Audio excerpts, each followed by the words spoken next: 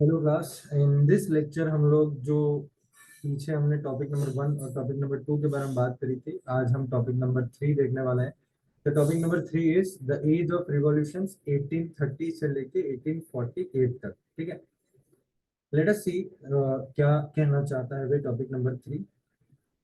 Conservative regimes जब अपना power increase कर रहे थे, जब अपना पावर बढ़ा रहे थे, तब रिवॉल्यूशन का जो आइडिया था ना, उस रिवॉल्यूशन के आइडिया में लिबरलिज्म और नेशनलिज्म ये बहुत ज्यादा यूज होता था। ठीक है, मतलब लिबरलिज्म और नेशनलिज्म का आइडिया रिवॉल्यूशन के साथ जुड़ चुका था। हर एक आंदोलनकारी लिबरलिज्म की बात करता, नेशनलिज्म की बात करता।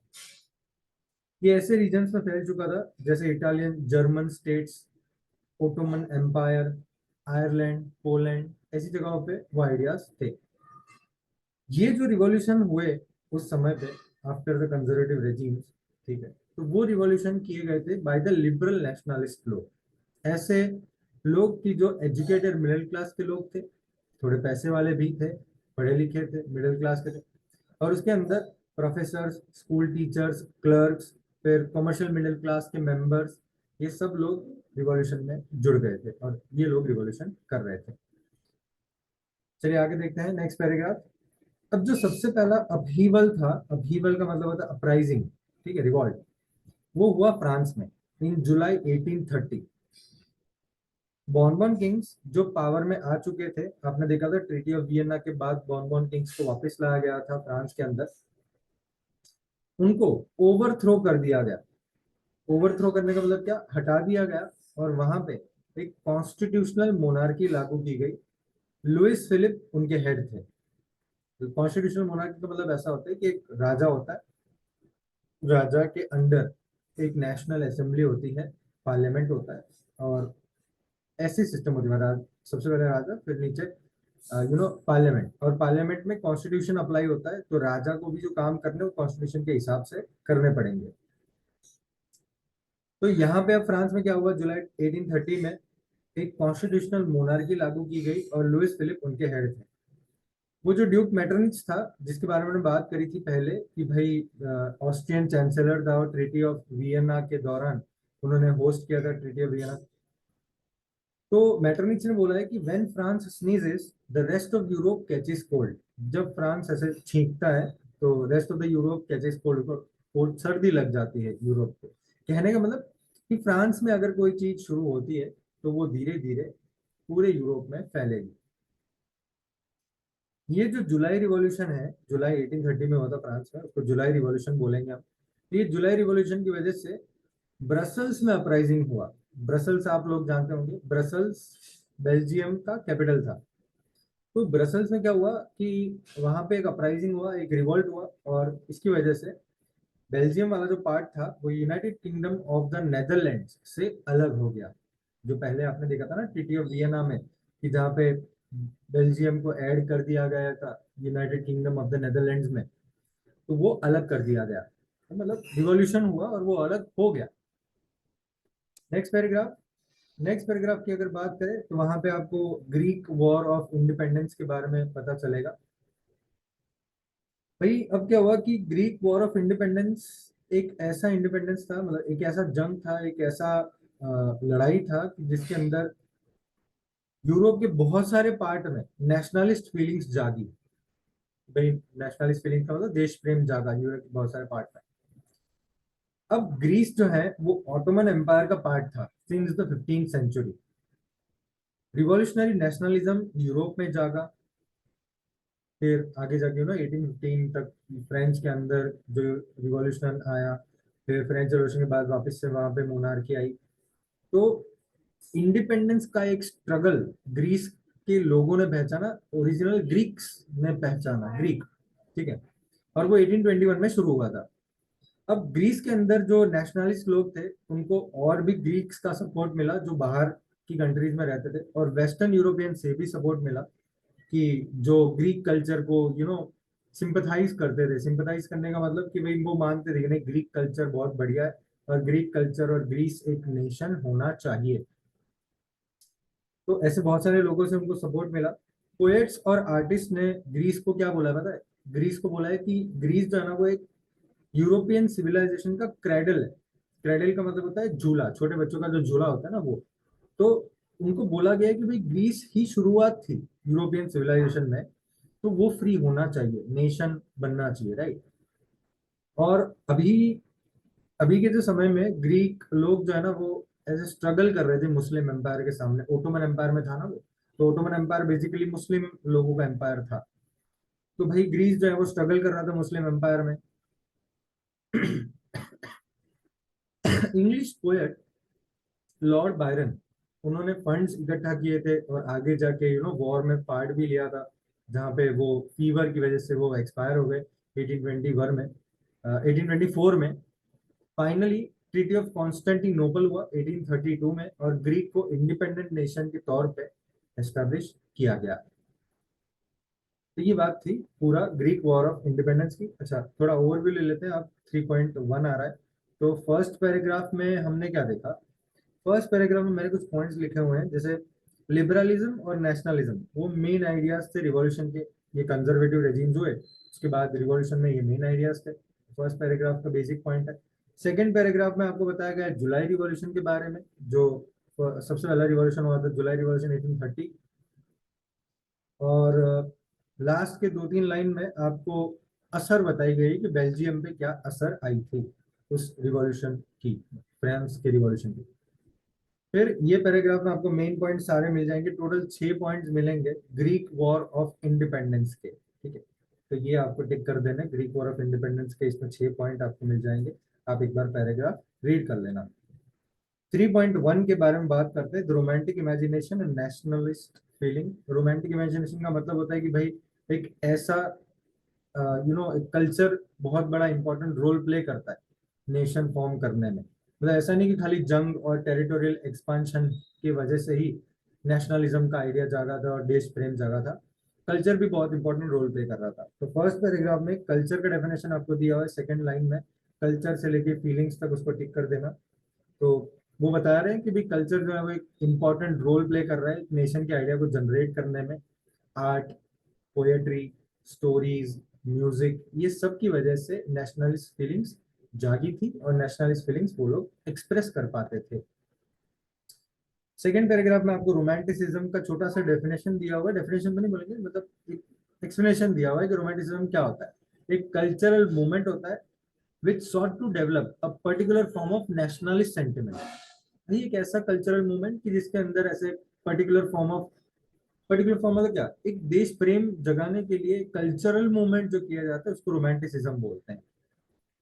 ऐसे लोग जो ये फॉलो करते थे, रोमांटिक आर्टिस्ट और पोएट्स, वो जनरली ऐसा बोलते थे कि भाई रीजन और साइंस का कोई मतलब नहीं है, इसमें रीजन और साइंस की कोई बात नहीं है। यहाँ पे बात आती है इमोशंस की, यहाँ पे बात आती है इंट्यूशन की, मिस्टिकल फीलिंग्स की। इंट्यूशन का मतलब होता है कि भाई अंदर की आवाज जो होती है ना वो, और मिस्टिकल फीलिंग मतलब ऐसी फीलिंग्स कि जो आप डिस्क्राइब नहीं कर सकते, रहस्यमय फीलिंग्स होती है। तो बात यहाँ पे ये आती है कि भाई रोमांटिक आर्टिस्ट और रोमांटिसिज्म का जो पूरा टॉपिक था, वो टॉपिक ऐसा था कि वो इमोशंस के इग्निशन से नेशनलिस्ट फीलिंग्स को जगाते थे, इंट्यूशन से जगाते थे। अब ये एफर्ट क्यों किया गया था और ये कल्चर क्यों इतना इम्पोर्टेंट माना गया था? क्योंकि नेशन का बेस अगर बनाना है या देश का एक आइडिया लोगों के अंदर जगाना है, तो एक शेयर्ड कलेक्टिव हेरिटेज होना चाहिए। शेयर्ड का मतलब सब लोग मानते हैं अपना, कलेक्टिव का मतलब होता है भाई इकट्ठा, और हेरिटेज का मतलब होता है कि जो पुरानी चीजें होती है, पुराने आइडियाज होते हैं, पुराने बिल्डिंग्स होते हैं, उनको हेरिटेज बोलते हैं। तो भाई नेशन का अगर कोई बेस बनाना है तो आप ऐसा मान सकते हो कि भाई एक कलेक्टिव हेरिटेज होना चाहिए जो सब माने कि नहीं है, हाँ हमारा है ये, ठीक है, धरोहर बोलते हैं उसको, तो ये हमारी धरोहर है, हमारा हेरिटेज है। और एक कॉमन कल्चरल पास्ट होना चाहिए। जैसे एज एन इंडियन हम ऐसा समझ सकते हैं कि भाई कोई इंसान होता है ना तो वो मानता है कि हाँ ठीक है, हमारे यहाँ पे ऐसा कल्चर होता था, अलग अलग लोग आए थे। तो ये कल्चर हमारे देश में हर एक इंसान मानता है कि हाँ इंडिया में बहुत सारे लोग हैं। तो इंडिया का जो आइडिया जनरेट करना है ना, तो उसके लिए क्या करना पड़ेगा, कॉमन कल्चरल पास्ट बनाना पड़ेगा कि हमारा एक कॉमन कल्चरल पास्ट था, ठीक है। नेक्स्ट पैराग्राफ में क्या बात करी गई है उसके बारे में बात करते हैं। अच्छा, अभी तक जो बात करी वो क्या था, तो वो था आइडियाज ऑफ रोमांटिक आर्टिस्ट, और उन्होंने जो एफर्ट्स लगाए थे उसके बारे में बात करी कि कैसे वो आइडियाज को जनरेट करते थे। नेक्स्ट पैराग्राफ में आपको जोहान गॉटफ्रीड हर्डर के बारे में दिया हुआ है, जो उसके आइडियाज हैं उसके बारे में दिया हुआ है कि भाई दूसरे रोमांटिक लोग की जैसे जर्मन फिलोसोफर थे जोहान गॉटफ्रीड हर्डर 1744 से लेके 1803 तक, उन्होंने क्लेम किया था कि सही जर्मन कल्चर जो है ना वो कॉमन लोगों के अंदर दिखता है। कॉमन लोगों को जर्मन भाषा में दास वोग बोलते हैं।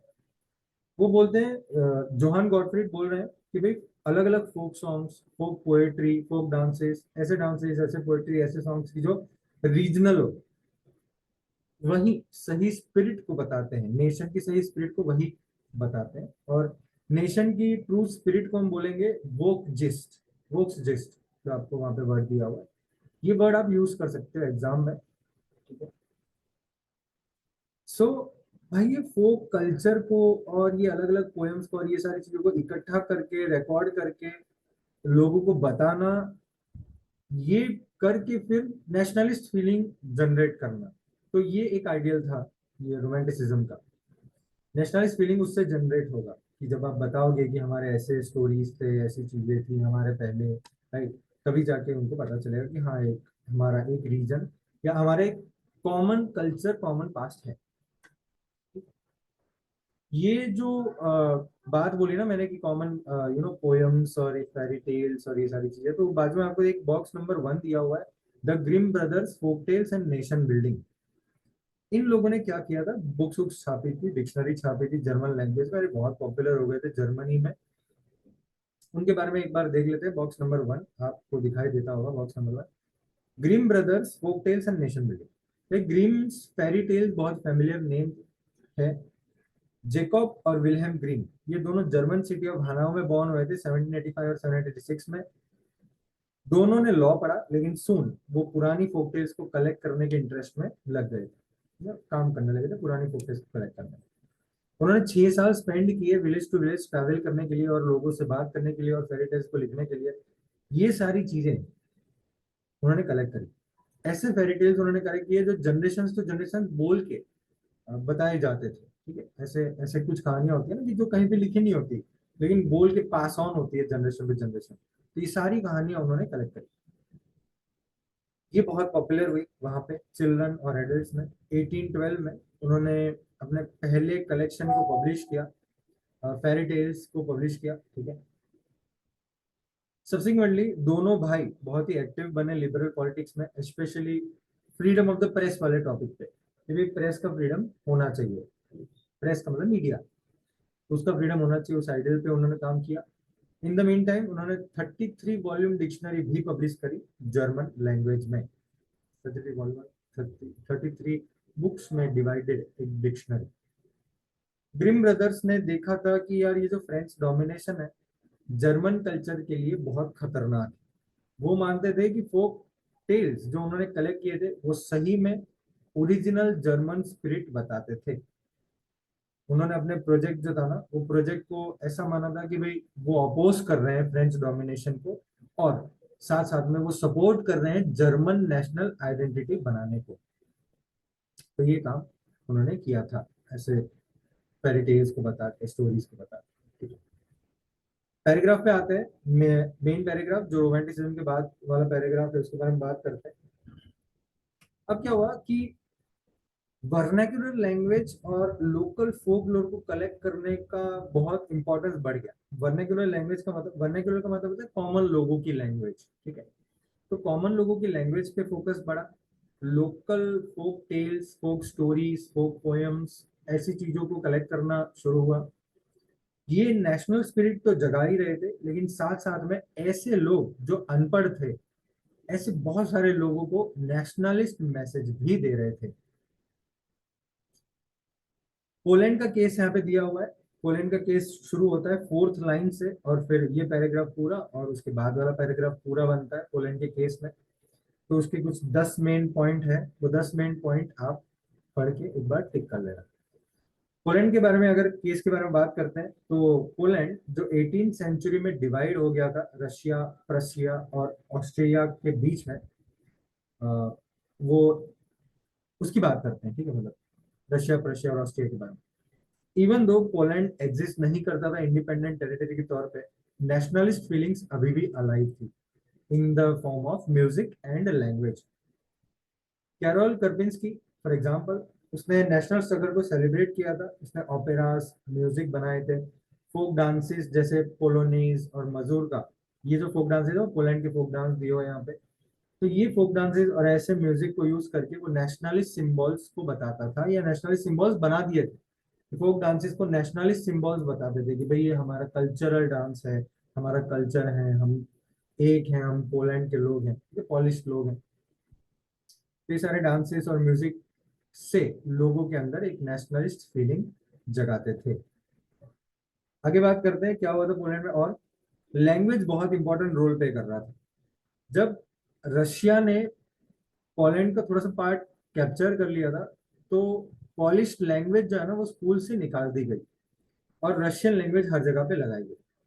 1831 में रशियन रूल के सामने एक हथियार बंद रिवॉल्यूशन हुआ, लेकिन वो फेल हो गया, वो क्रश हो गया, क्रश कर दिया रशियन लोगों ने। उसके बाद क्लर्गी के बहुत सारे मेंबर्स, क्लर्गी मतलब भाई चर्च वाले, पोलैंड के जो चर्च वाले लोग थे, उन्होंने लैंग्वेज को यूज करना शुरू किया नेशनल रेजिस्टेंस बताने के लिए कि भाई हम रशियन ऑक्यूपेशन को नहीं सपोर्ट करते, आप यहाँ से निकल जाओ। तो ये बताने के लिए उन्होंने एज अ वेपन यूज किया लैंग्वेज को। पॉलिश जो है वो चर्च गैदरिंग्स में यूज होता, और जो भी रिलीजियस बातें होती है उसके अंदर पॉलिश लैंग्वेज यूज होता। एज अ रिजल्ट बहुत सारे प्रीस्ट और बहुत सारे बिशॉप्स जेल में डाल दिए गए, या तो फिर साइबेरिया भेज दिए गए। एज ए रिजल्ट पनिशमेंट के तौर पे भेज दिए गए कि भाई आप क्यों रशियन में प्रीच नहीं कर रहे हो, आप क्यों पॉलिश लैंग्वेज में प्रीच कर रहे हो, तो आपको पनिशमेंट मिलेगी। बिशॉप्स लोग कौन होते हैं, तो एक्चुअली जो एक चर्च होता है, तो एक चर्च का प्रीस्ट होता है, ठीक है। और जैसे एक मंदिर होता है ना, तो मंदिर में एक महाराज होता है, तो वैसे प्रीस्ट, ठीक है। और बहुत सारे मतलब पूरे एरिया के अंदर जितने भी चर्च हैं उनको हैंडल करने वाला बंदा बिशॉप होता है, समझो। तो ये बात है कि भाई पॉलिश लैंग्वेज का ऐसे यूज कर रहे थे एज नेशनल रेजिस्टेंस, और फिर बहुत सारे लोगों को ऐसे साइबेरिया भेज दिया गया या जेल में डाल दिया गया। पॉलिश लैंग्वेज का यूज जो है ना वो ऐसा बताने के लिए किया जाता था कि हम रशियन डोमिनेंस के सामने स्ट्रगल कर रहे हैं, रशियन डोमिनेंस के सामने अपोज कर रहे हैं, ठीक है। ये पैराग्राफ पूरा केस ऑफ पोलैंड के अंदर आएगा। 3.2 के बारे में बात करते हैं, hunger, hardship and popular revolt. क्या हुआ था? पूरा पैराग्राफ आपको यूरोप के अंदर के हार्डशिप्स बताता है। हार्डशिप्स का मतलब होता है कि भाई जो कठिनाइयां उन्होंने फेस करी थी उसके बारे में बताता है। तो लेटेस्ट से लाइन टू लाइन जा रहे हैं। 1830 से इकोनॉमिक हार्डशिप के समय शुरू हो गए थे यूरोप में। 19th सेंचुरी का जो फर्स्ट हाफ था उसके अंदर पॉपुलेशन बहुत बढ़ गया था यूरोप में। मोस्ट कंट्रीज के अंदर जॉब सीकर्स ज्यादा थे compare to the jobs, job ढूंढने वाले व्यक्ति ज्यादा थे एज कंपेयर टू जॉब्स। तो लोगों को नौकरी नहीं मिल रही थी, अनएम्प्लॉयमेंट। रूरल एरियाज से पॉपुलेशन अर्बन एरियाज आती, सिटीज में आती, और वहां पे स्लम्स में रहती, झुपड़ों में रहती। छोटे मोटे प्रोड्यूसर जो थे वो भी कंपटीशन फेस कर रहे थे इंग्लैंड के मशीन से बनाए हुए गुड्स का कंपटीशन। इंग्लैंड में जो गुड्स बनते थे ना वो मशीन से बनते थे, तो फास्ट बनते थे, सस्ते बनते थे एज कम्पेयर टू द छोटे मोटे प्रोड्यूसर्स टाउन्स में जो खुद से मैन्युफैक्चरिंग करते थे या हाथ से बनाते थे। तो क्या हुआ कि हालत बहुत खराब हो गई। स्पेशली ये टेक्सटाइल प्रोडक्शन की बात कर रहे हैं हम कि टेक्सटाइल प्रोडक्शन में ऐसा हुआ था, कॉटन, और ये कॉटन के कपड़े या जो भी वीवर्स होते थे, तो उन लोगों ने बहुत तकलीफें फेस करी है इंग्लैंड के कपड़ों के आने की वजह से। सेम केस इंडिया में भी हुआ था। इंडिया में भी क्या था कि यहाँ पे भी स्मॉल और कॉटेज इंडस्ट्रीज थी जो घर पे वीविंग करते थे, लेकिन जब इंग्लैंड के मशीन गुड्स यहाँ पे बेचने लगे वो लोग सस्ते दाम में, तो अपनी जो इंडस्ट्रीज थी वो बर्बाद हो गई। ठीक है भाई, तो फिर क्या हुआ कि ऐसे रीजन्स में जहाँ पे अभी भी एरिस्टोक्रेसी थी। एरिस्टोक्रेसी का मतलब वही पावरफुल लोग जो रूल करते थे टेरिटरी पे, या बहुत ही रिच थे, पावरफुल थे, गवर्न कर रहे थे रीजन्स को। ऐसे रीजन्स की जहाँ पे ऐसे लोग राज कर रहे थे, वहां पे पीजेंट्स स्ट्रगल कर रहे थे, क्योंकि पीजेंट्स अभी भी वो फ्यूडल सिस्टम के अंदर बंधे हुए थे, और लैंडलॉर्ड्स को पैसे देना मतलब काफी बढ़ गया था। तो मतलब उनके स्ट्रगल्स काफी हो गए थे पीजेंट्स के, जहाँ पे ऐसे एरिस्टोक्रेसी राज कर रही थी उस जगह। अब क्या हुआ कि जैसे एक साल अगर फूड प्राइसेस बढ़ जाते हैं, या एक साल क्रॉप्स नहीं उगते हैं, या खराब हार्वेस्ट होती है, तो पूरे टाउन में, पूरे कंट्री में ऐसे गरीबी छा जाती है और लोग गरीब हो जाते थे, क्योंकि पैसे नहीं होते थे लोगों के पास। ये बहुत ही खराब सिचुएशन थी कि भाई पैसे ना होना भाई, और साथ साथ में एम्प्लॉयमेंट भी ना होना, तो ये बहुत ही एक खराब चीज बोल सकते हैं हम। इसके बाद वाला पैराग्राफ आपको बताया गया है फ्रांस का सीन। 1848 एक ऐसा साल था कि जहाँ पे ऐसे फूड शॉर्टेजेस और अनएम्प्लॉयमेंट हुआ। तो ये फूड शॉर्टेजेस और अनएम्प्लॉयमेंट होने की वजह से पेरिस के जो लोग थे वो रास्तों पे आ गए थे। रास्तों पे आने का मतलब ऐसा नहीं भीख मांगते थे, रास्तों पे आने का मतलब होता है कि भाई वो रिवॉल्यूशन करने लगे, वो लुइस फिलिप के सामने अपोज करने लगे, ठीक है। तो ऐसे बैरिकेड्स लगाए दिए गए, और फिर ऐसे मिलिट्री विलिट्री आ गई वहां पे। लेकिन लुइस फिलिप को भागना पड़ा, क्योंकि उसको पता था कि पहले जो फ्रेंच रिवॉल्यूशन हुआ था 1789 में, कैसे रिवॉल्यूशन हुआ था। बहुत ही खराब सिचुएशन थी उस समय पे, आपको याद होना चाहिए। फ्रेंच रिवॉल्यूशन पढ़ा था आपने, ठीक। तो लुइस फिलिप जो है वो भाग गए, और फिर वहां पे जो नेशनल असेंबली थी, उस नेशनल असेंबली ने एक रिपब्लिक डिक्लेयर कर दिया। वहां पे रिपब्लिक डिक्लेयर करने का मतलब कि भाई अब ये टेरिटरी, अब ये रीजन, फ्रांस का जो रीजन है वो सिटीजन्स चलाएंगे। सब एडल्ट मेल्स जो 21 से ऊपर थे उनको सफरेज दिया गया, राइट टू वर्क दिया गया, गारंटी किया गया कि भाई हाँ आपको काम मिलेगा, और नेशनल वर्कशॉप्स बनाए गए एम्प्लॉयमेंट देने के लिए। तो भाई ओवरऑल जो आगे का पैराग्राफ हमने फर्स्ट पैराग्राफ देखा 3.2 का, वो मेन आइडिया था इकोनॉमिक हार्डशिप इन यूरोप, क्या क्या फेस करना पड़ा उनको। उसके बाद वाले पैराग्राफ में फ्रांस ने क्राइसिस फेस किया था 1848 में, वो बात हुई। और कॉन्स्टिट्यूशनल मोनार्की से रिपब्लिक बन गया फ्रांस, वो हमको यहाँ पे दिखाया गया है। अब एक केस दिया हुआ है सिलेसिया का। सिलेसिया एक रीजन है साउथ वेस्टर्न पोलैंड में, शायद अभी तो नहीं है, लेकिन हाँ पहले था। साउथ वेस्टर्न पोलैंड वाला जो रीजन है वहां पे सिलेसिया था। तो 1845 वाला ये सीन है। 1845 में सिलेसिया के जो वीवर्स थे उन्होंने रिवॉल्ट किया था अगेंस्ट कॉन्ट्रैक्टर्स। कॉन्ट्रैक्टर्स मतलब ऐसे लोग होते थे कि जो वीवर लोगों को रॉ मटेरियल प्रोवाइड करते और उनसे बनाए हुए कपड़े खरीदते, ठीक है। अब इन लोगों ने क्या सीन किया, कॉन्ट्रैक्टर्स ने क्या किया कि वो जो पेमेंट देते ना कपड़े खरीदने पे, वो पेमेंट बहुत ही कम कर दिया, और इस वजह से वीवर्स ने रिवॉल्यूशन किया कॉन्ट्रैक्टर्स के सामने। एक जर्नलिस्ट है विल्हेम वुल्फ, उन्होंने एक सिलेसियन विलेज का इवेंट डिस्क्राइब किया है यहाँ पे। बोला है कि भाई इन विलेजों में जहाँ पे 18,000 लोग रहते हैं, कॉटन वीविंग उनका सबसे ज्यादा और सबसे बड़ा ऑक्यूपेशन है। काम कॉटन वीविंग का मेजरली होता है यहाँ पे। वर्कर्स की प्रॉब्लम क्या है, मिजरी, मिजरी प्रॉब्लम, तकलीफ, सफरिंग। वर्कर्स की प्रॉब्लम क्या है, जॉब्स नहीं है उनके पास, अगर काम मिलता भी है तो बहुत कम दाम में करना पड़ता है। अब इसका फायदा कॉन्ट्रैक्टर्स उठा रहे थे। कॉन्ट्रैक्टर्स ने क्या किया, प्राइजेस कम कर दिए। चीज खरीदते तो थे लेकिन प्राइस बहुत कम देते थे। तो इसके सामने उन्होंने आंदोलन किया। कैसे किया देखो, ऑन 4 जून 2 बजे बहुत बड़ा ग्रुप वीवर्स का घरों में से बाहर आए और मार्च किया कॉन्ट्रैक्टर के घर तक। वहां जाके उन्होंने डिमांड किया कि भाई हमको हायर वेजेस दो।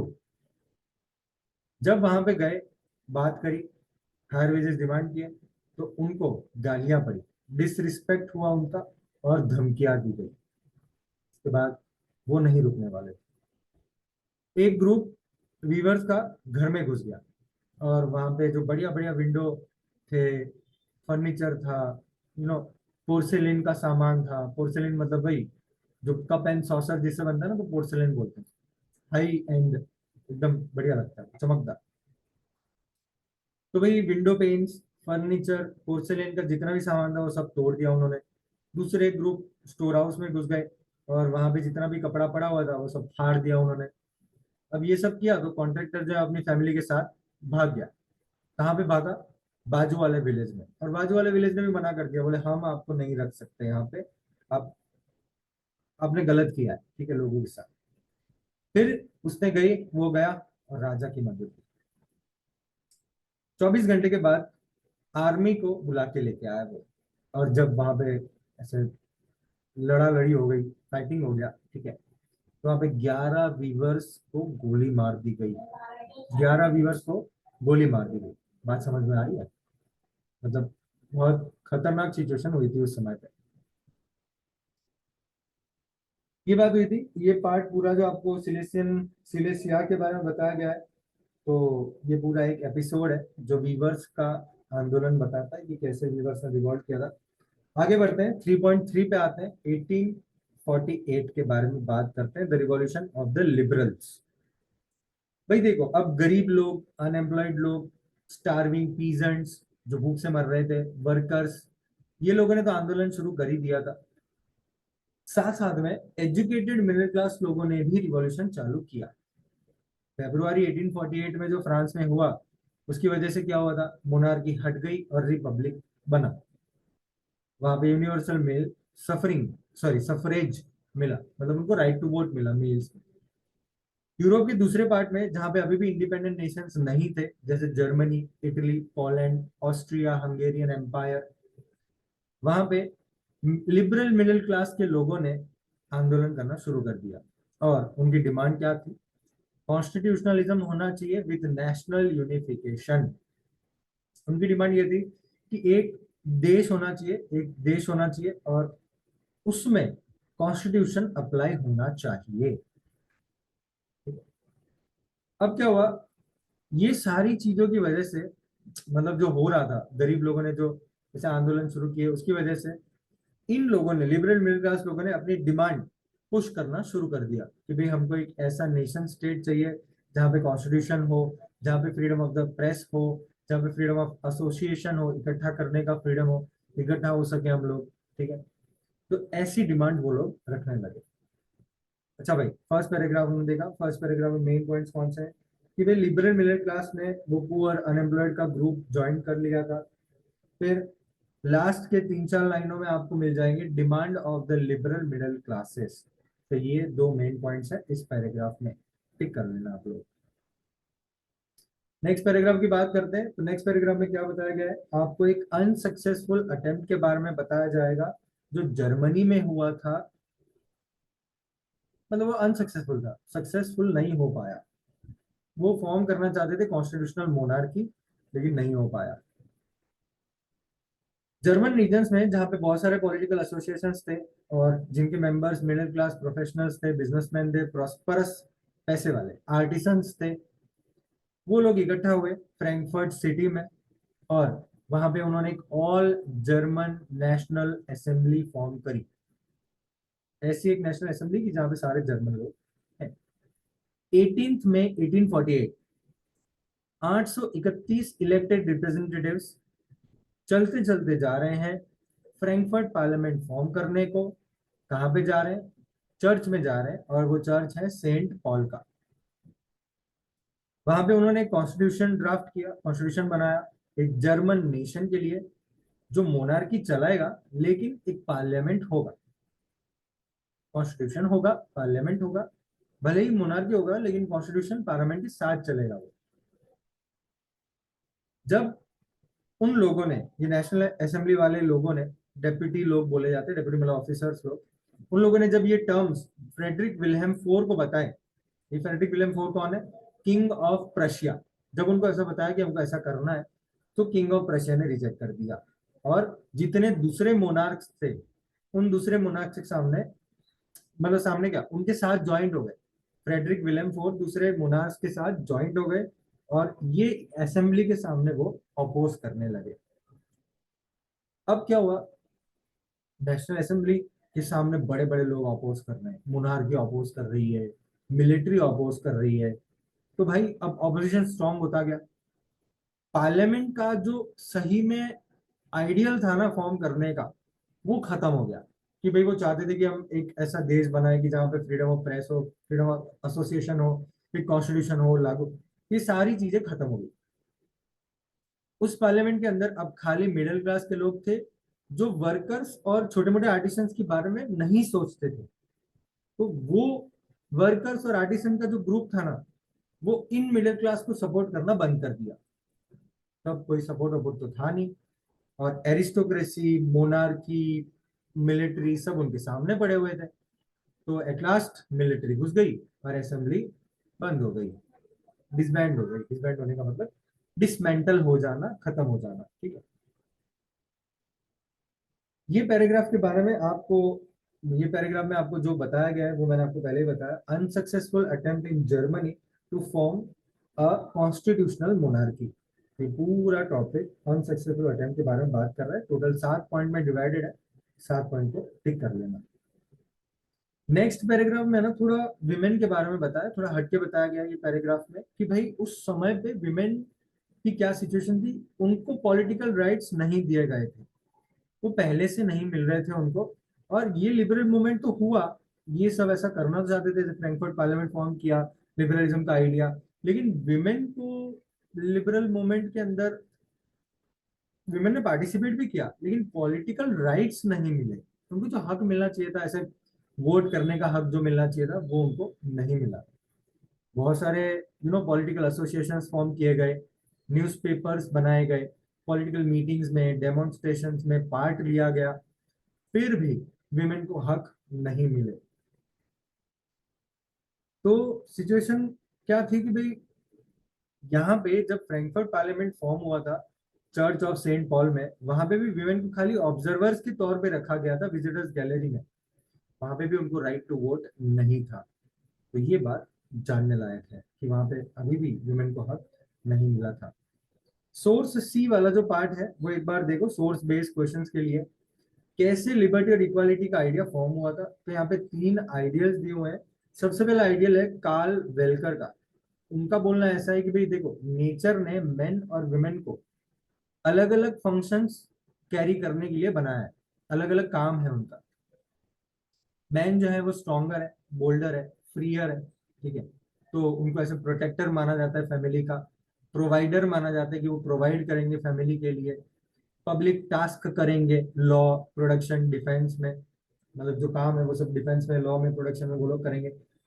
Women on the other hand वो वीकर सेक्शन में आते हैं, डिपेंडेंट होते हैं और शाई होते हैं। उनको मैन का प्रोटेक्शन चाहिए। उनका जो दायरा है काम करने का वो घर है, उनके बच्चे हैं, फैमिली को नर्चर करना, फैमिली को ग्रो करना, बस वही उनका काम।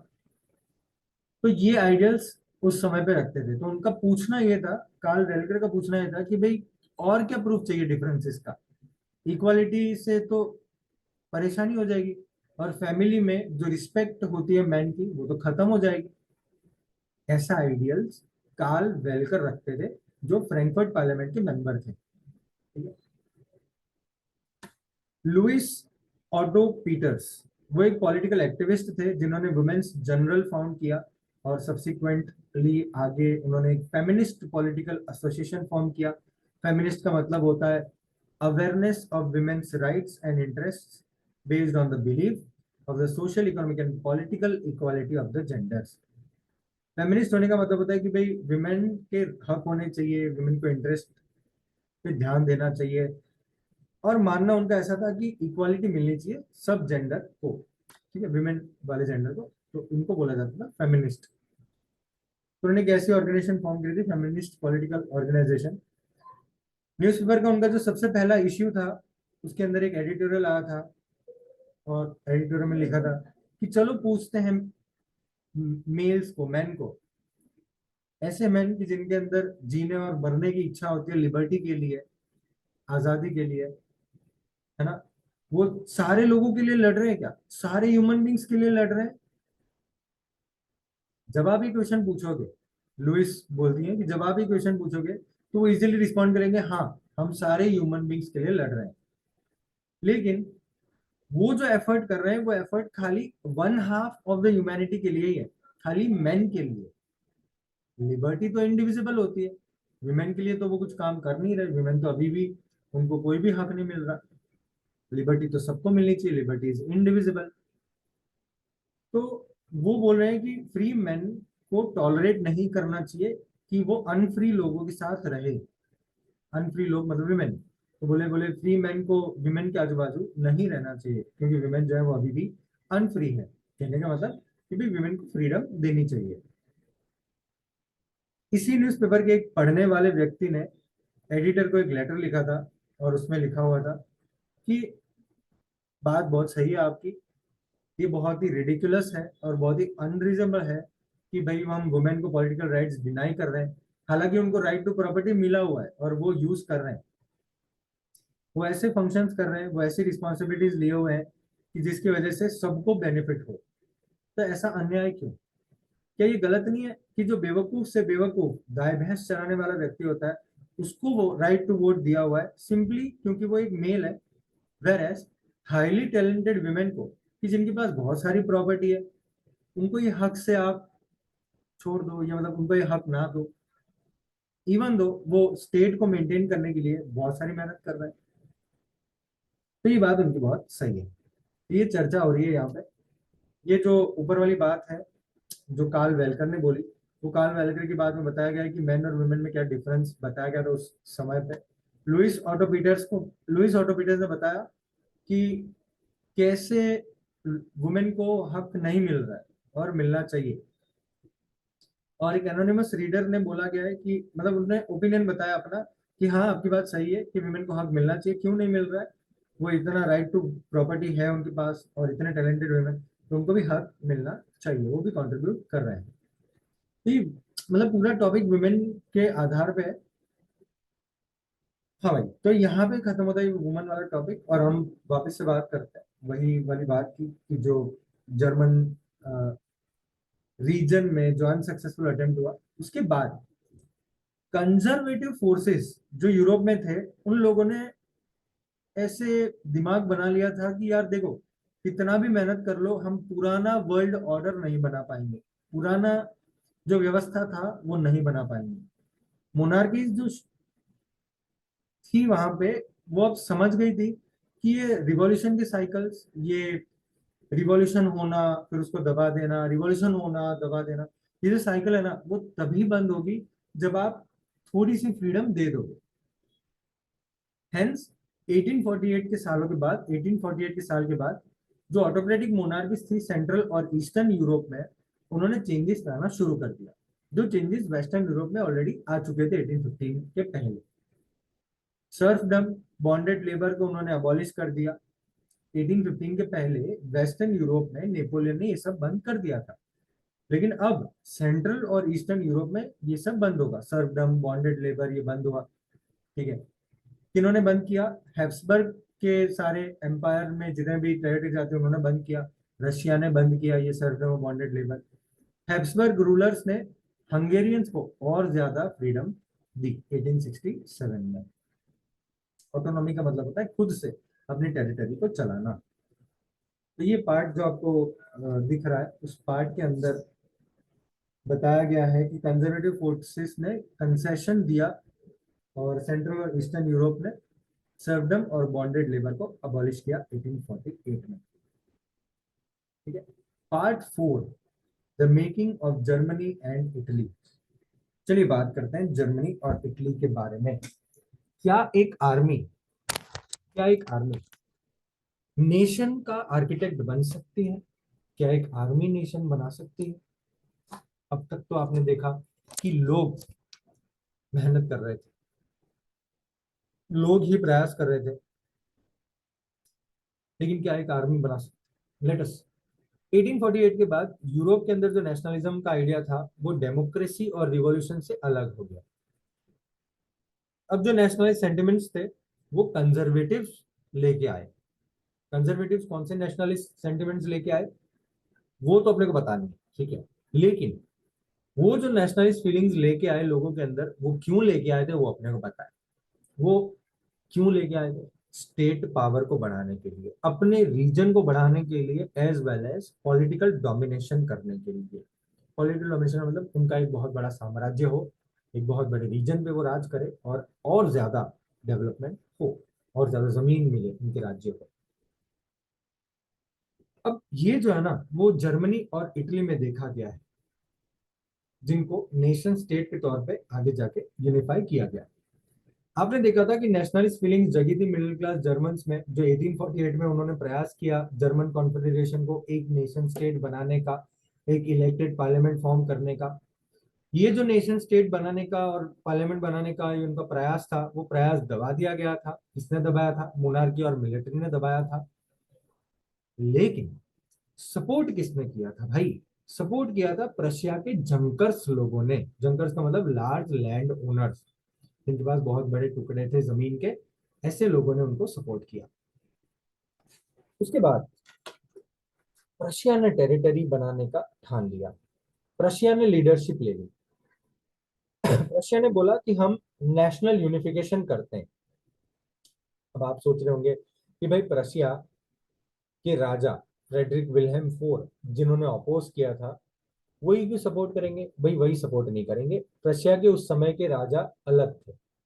रशिया के उस समय के राजा जो थे वो दूसरे थे, और उन्होंने सपोर्ट किया था इनको।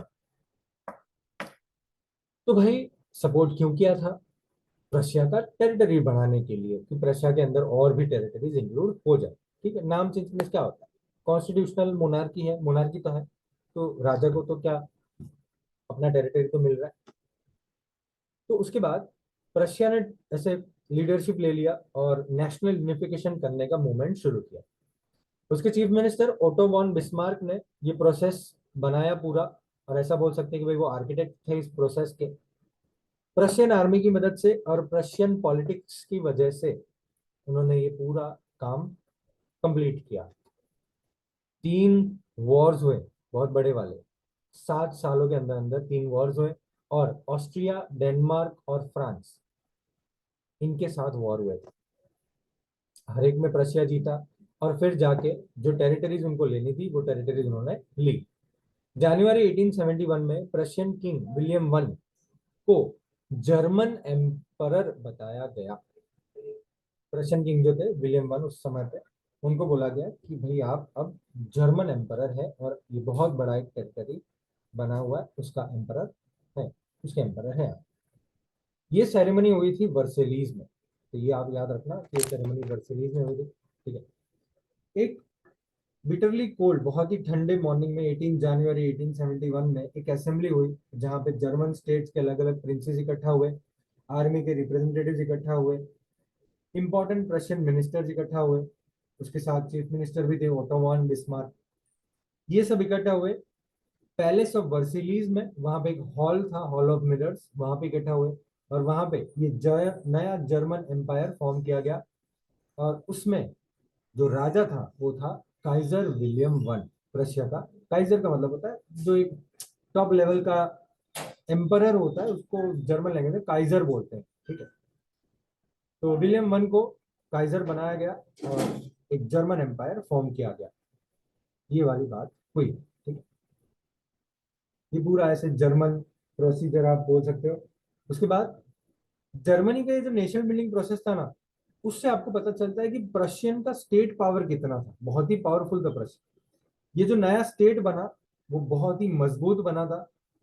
इसमें करेंसी नई बनाई गई, बैंकिंग का पूरा काम नया किया गया, लीगल का पूरा काम नया किया गया, जुडिशियल सिस्टम्स फॉर्म किए गए जर्मनी में। तो ऐसा बोल सकते हो कि मतलब पूरे जर्मनी वाला जो रीजन था उसमें प्रशियन मॉडल फॉलो किया गया। समझे? प्रशियन मॉडल को फॉलो किया गया। प्रशियन के सारे जो रीति रिवाज थे वो सारे उस पूरे जर्मनी के अंदर फॉलो किए गए। फिगर 11 आप देख लेना। फिगर 11 में आपको जर्मन एम्पायर बताया गया है, जो आपको बताया गया है कि ऐसे काइजर वहां पे है, चीफ कमांडर वहां पे है रशियन आर्मी के। ठीक है, चीफ कमांडर का नाम दिया है वहां पे जनरल वॉन रून, और उसके बाद उसके पास एक और इंसान खड़ा हुआ है, और वो है बिस्मार्क, ओटो वॉन बिस्मार्क। ठीक है, ये पेंटिंग जो है वो ओटो वॉन बिस्मार्क को ऐसे गिफ्ट के तौर पे दी गई थी उनके बर्थडे पे। ये रीजन आपको मैं बताना चाहता हूँ फिगर 12 में, जो आपको ये पूरा रीजन दिख रहा है। कौन सा रीजन? तो ये ऑरेंज कलर, वायोलेट कलर पूरा, ग्रीन कलर और येलो कलर, ये जो रीजन्स थे वो पूरा रीजन जर्मन रीजन था, जर्मन एम्पायर था। ठीक है, तो आप ऐसा बोल सकते हो कि पूरा यूनिफाइड जर्मनी था। 1866 से लेके 1871 के दौरान ये पूरा फॉर्म हुआ, राइट। 4.2 के बारे में बात करते हैं, इटली के बारे में बात करते हैं। Italy unified. तो अब जर्मनी की जैसे इटली का भी मतलब बहुत लॉन्ग हिस्ट्री था पॉलिटिकल फ्रेगमेंटेशन का। वहां पे भी ऐसे बहुत सारे अलग अलग छोटे मोटे किंगडम्स थे, स्टेट्स थे।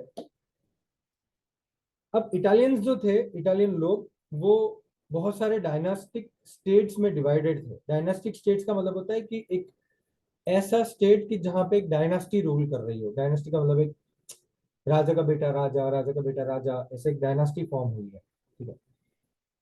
तो इटालियंस जो थे वो ऐसे बहुत सारे डायनास्टिक स्टेट्स में डिवाइडेड थे, और साथ साथ में हैब्सबर्ग एम्पायर भी था वहां पे। तो थोड़ा हैब्सबर्ग एम्पायर के अंडर भी थोड़ा रीजन आता था जहाँ पे इटालियंस रहते थे। 19th सेंचुरी के मिडिल वाले ईयर्स में इटली 7 स्टेटों में डिवाइडेड था, जिसमें से खाली एक सार्डिनिया पीडमोंट, ये जो रीजन था ना, उसमें इटालियन प्रिंसली हाउस राज कर रहे थे, ठीक है। बस यही एक रीजन था कि जिसके अंदर इटालियन प्रिंसली हाउस रूल कर रहे थे। नॉर्थ में ऑस्ट्रियन हैब्सबर्ग्स थे, सेंटर में पोप राज कर रहे थे, और वहां पे कुछ फ्रेंच लोग भी थे, और साउदर्न रीजन्स में स्पेन के बॉनबॉन डायनास्टी के किंग्स राज कर रहे थे। हाँ, आप सही समझे। बॉनबॉन डायनास्टी जो है वो बहुत बड़ी डायनास्टी थी। वो पहले फ्रांस पे भी रूल कर रही थी, स्पेन पे भी कर रही थी, लेकिन फ्रांस में तो रिवॉल्यूशन हुआ, तो स्पेन में अभी भी वो राज कर रहे थे। तो बॉनबॉन किंग्स जो थे, उनके डोमिनेशन के अंदर साउदर्न रीजन्स आते थे, इटालियंस जहां पे रहते।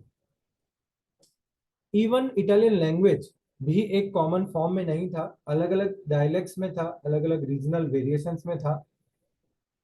तो इतना वेरिएशन इटली के अंदर था। फर्स्ट पैराग्राफ में हमने देखा कि कैसे इटली यूनिफिकेशन से पहले इटालियंस कहाँ पे रहते थे और कैसे वो रीजन डिवाइडेड था। नेक्स्ट पैराग्राफ की बात करते हैं। 1830s के दौरान गिuseppe मजीनी ने एक प्रोग्राम बनाया कि हम एक काम करते हैं, यूनिटरी इटालियन रिपब्लिक बनाते हैं।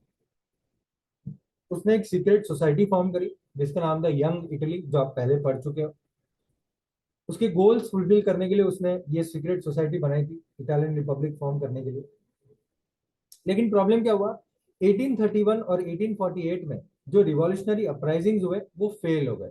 मतलब जो आंदोलन किए गए 1831 और 1848 में, वो फेल हो गए। और जितना भी अब रिस्पॉन्सिबिलिटी था इटली को यूनिफाई करने का, वो रिस्पॉन्सिबिलिटी सार्डिनिया पीडमोंट पे आ गया, क्योंकि उसके अंदर इटालियन प्रिंसली हाउस राज कर रहा था, और उसके राजा थे king Victor Victor Emmanuel two. उन पे आ गया अब इटालियन स्टेट्स को इकट्ठा करना, वॉर के वॉर को यूज करके, जंग करके। वहां के जो लोग रहते थे और वहां के जो लोग रूल कर रहे थे, वो ऐसा मानते थे कि अगर इटली यूनिफाई हो जाएगा तो इकोनॉमिक डेवलपमेंट हमारा फास्ट होगा और एक पॉलिटिकल डोमिनेंस भी बढ़ेगा इटालियंस का। भाई सार्डिना पिडमोंट के चीफ मिनिस्टर कैवियोर, कैवियोर का पूरा नाम कि भाई वो है ना, काउंट कैमिलो डे कैवियोर। वो आपको एक्चुअली टेक्स्ट बुक, ये जो चैप्टर खत्म होगा ना तो वहां पे क्वेश्चन आंसर्स होंगे, तो उसमें आपको नाम दिया होगा काउंट कैमिलो डे कैवियोर। तो उनका पूरा नाम था ये। उन्होंने एज अ लीडर ये मूवमेंट को लीड किया था।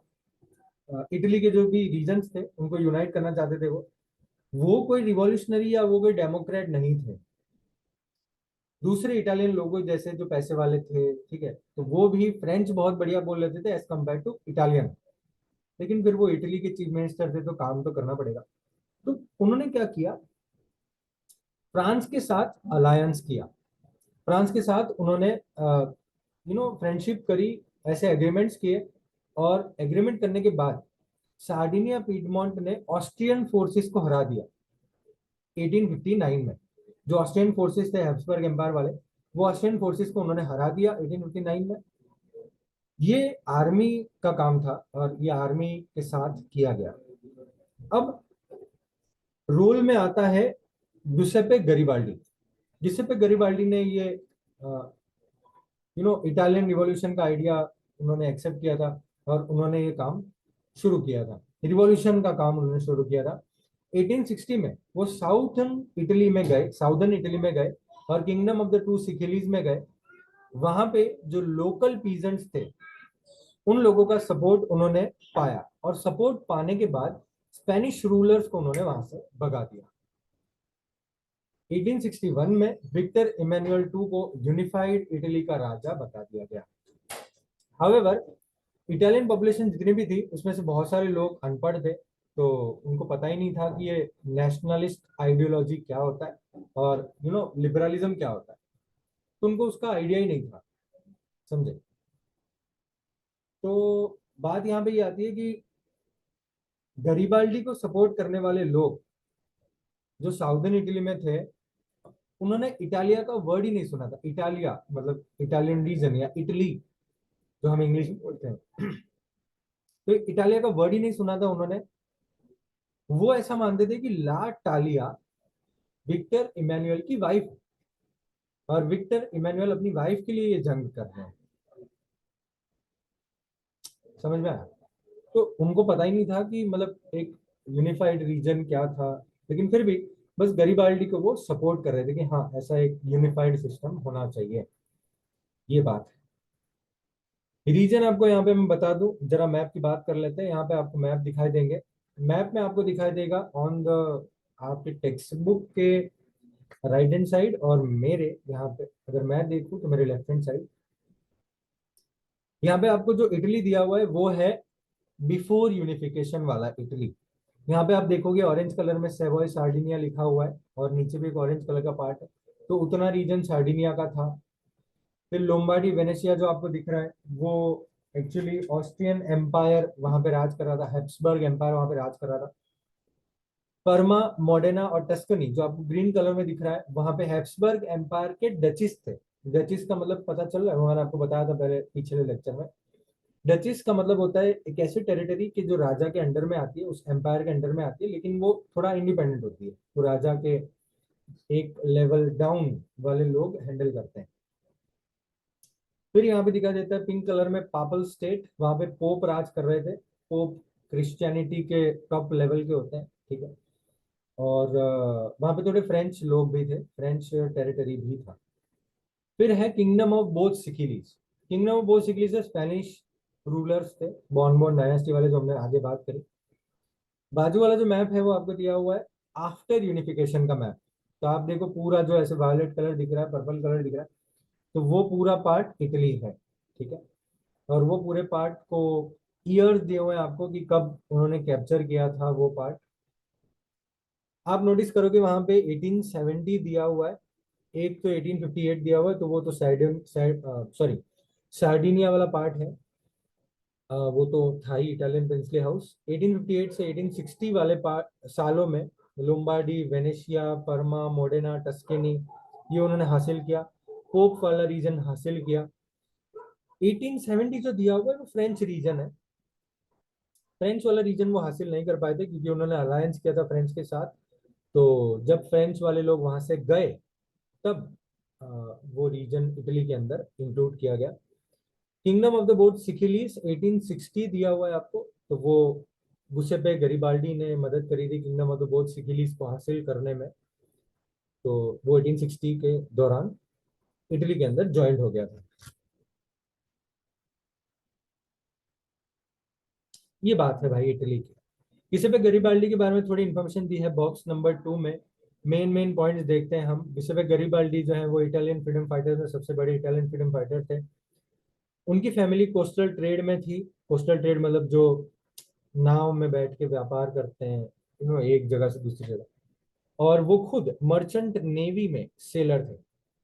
1833 में मजीनी को मिले और यंग इटली का मूवमेंट उन्होंने ज्वाइन किया, और एक पीडमोंट में होने वाले अपराइजिंग में 1834 में उन्होंने पार्टिसिपेट किया था।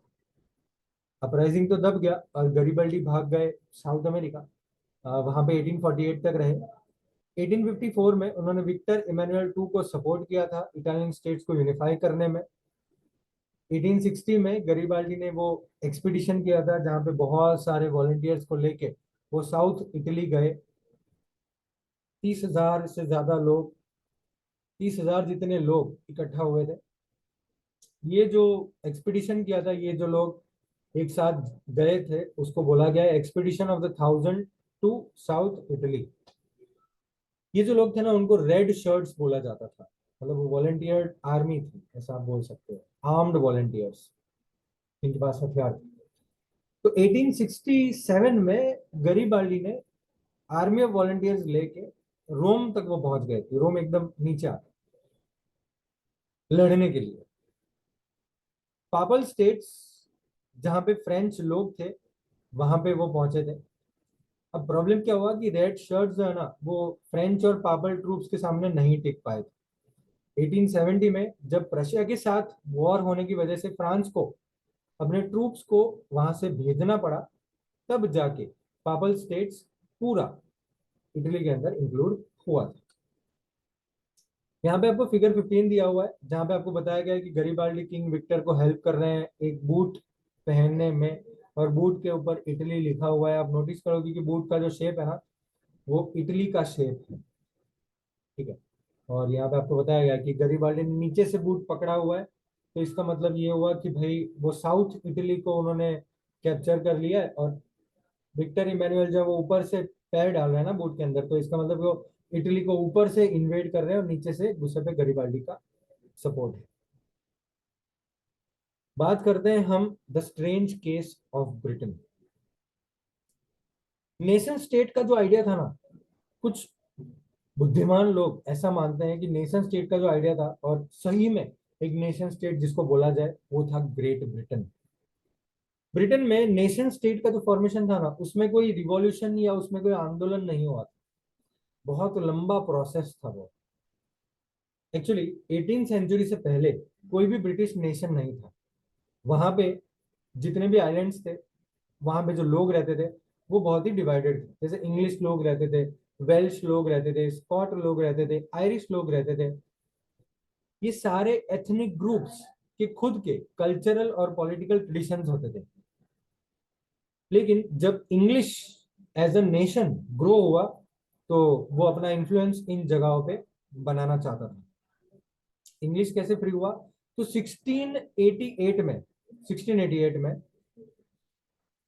1688 में कॉन्फ्लिक्ट हुआ था, और वो कॉन्फ्लिक्ट की वजह से नेशन स्टेट में इंग्लिश फॉर्म हुआ, ठीक है, मतलब एक ब्रिटेन फॉर्म हुआ। इंग्लैंड बनाया गया उसका सेंटर, और ये पूरा एक इंग्लैंड का राज फॉर्म हुआ, नेशन स्टेट फॉर्म हुआ। मोनार्की के पास से पावर पार्लियामेंट के पास चला गया था वहां पे 1688 में।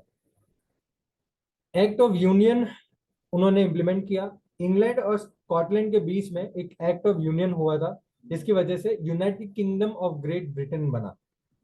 इसका मतलब ये था कि अब इंग्लैंड जो है ना, वो स्कॉटलैंड पे अपना प्रेशर बढ़ा सकता था।